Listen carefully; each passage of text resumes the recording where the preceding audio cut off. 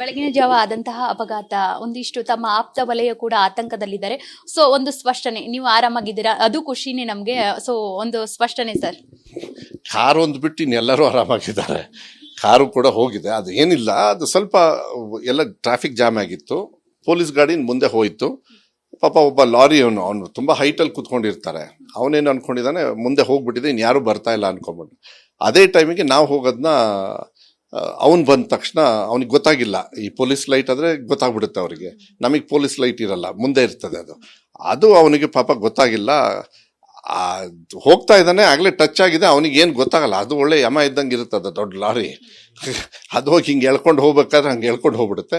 ಅದೇನಂತ ಬಂಪರ್ ಎಲ್ಲ ಅಷ್ಟೇ. ಆ ಥರ ಮಾಧ್ಯಮದಲ್ಲಿ ದಯವಿಟ್ಟು ಮನವಿ ಮಾಡ್ತೀನಿ, ಬೇಡ. ಚೆನ್ನಾಗಿದ್ದೀನಿ, ಏನಿಲ್ಲ ಸ್ಪರ್ಧೆ. ಇಲ್ಲಿ ನೋಡಿ, ನಿಮ್ಮ ಹತ್ರ ಮಾತಾಡ್ತಾ ಇದ್ದೀನಿ ಆಗಲೇ. We all are fine. ನಿನ್ನೆ 10:30 ಆಗಿರೋದು, ಅದು 10:30ಗೇನೋ ಇಲ್ಲಿ ದಾಬಾಸ್ಪೇಟೆಗಿಂತ ಮುಂಚೆ. It's a small issue, but important, ಹುಷಾರಾಗಿರ್ಬೇಕಾಗ್ತದೆ. ಇದು ಒಂಥರ ಇಟ್ಸ್ ನಾಟ್ ಎ ಕ್ರ್ಯಾಶ್ ಥರ ಆಕ್ಸಿಡೆಂಟ್ ಅಲ್ಲ, ಎಲ್ಲೋ ಹೋಗಿ ಓವರ್ಟೇಕಿಂಗು ಅದ್ರದ್ದಲ್ಲ.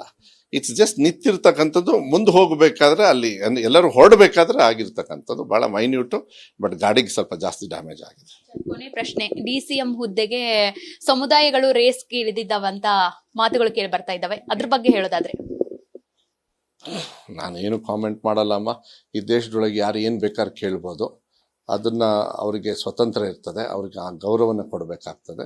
ಕೊಡ್ತಕ್ಕಂಥ ಶಕ್ತಿ ಆ ಹೈಕಮಾಂಡು ಅವ್ರ ತೀರ್ಮಾನ ತಗೊಳ್ಬೇಕಾಗತ್ತೆ. ನಾವೆಲ್ಲ ಒಂದು ಇತಿಮಿತಿಯಲ್ಲಿ ನಾವೆಲ್ಲರೂ ಕೂಡ ಕೆಲಸ ಮಾಡ್ತೀವಿ, ಮತ್ತು ಸೂಕ್ಷ್ಮತೆನೂ ಇರ್ತದೆ ನಮ್ಮಂಥವ್ರು ಇದ್ರ ಬಗ್ಗೆ ಉತ್ತರ ಕೊಡೋದಕ್ಕೆ.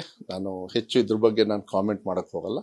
ಎಲ್ಲದೂ ಕೂಡ ಹೈಕಮಾಂಡ್ ಅಂಗಳದಲ್ಲಿ ಇರೋದ್ರಿಂದ ಅವ್ರವ್ರ ಬೇಡಿಕೆಗಳನ್ನು ಹೈಕಮಾಂಡ್ ಅವರಿಗೆ ತರ್ತಕ್ಕಂಥದ್ದು ಗಮನವನ್ನು ಸೆಳೀತಾ ಇದ್ದಾರೆ ಅಂತ ಹೇಳಿ ಭಾವಿಸ್ತೀನಿ. ಅಪಘಾತದಲ್ಲಿ ಯಾವುದೇ ಹಾನಿಯಾಗಿಲ್ಲ, ನಾನು ಆರಾಮಾಗಿದ್ದೀನಿ ಅನ್ನೋ ಮಾತು ಕೂಡ ಹೇಳಿದ್ದಾರೆ. ಈ ದಿನದ ಪ್ರಮುಖ ವಿಚಾರದ ಬಗ್ಗೆ ಶಿಕ್ಷಣ ಸಚಿವ ಮಧು ಬಂಗಾರಪ್ಪ ಅವರು ಹೇಳಿದ್ದಾರೆ. ಕ್ಯಾಮರಾ ಪರ್ಸನ್ ಕಾಂತರಾಜು ಜೊತೆ ಸವಿತಾ ರಾಮಚಂದ್ರ, ರಿಪಬ್ಲಿಕ್ ಕನ್ನಡ, ಬೆಂಗಳೂರು.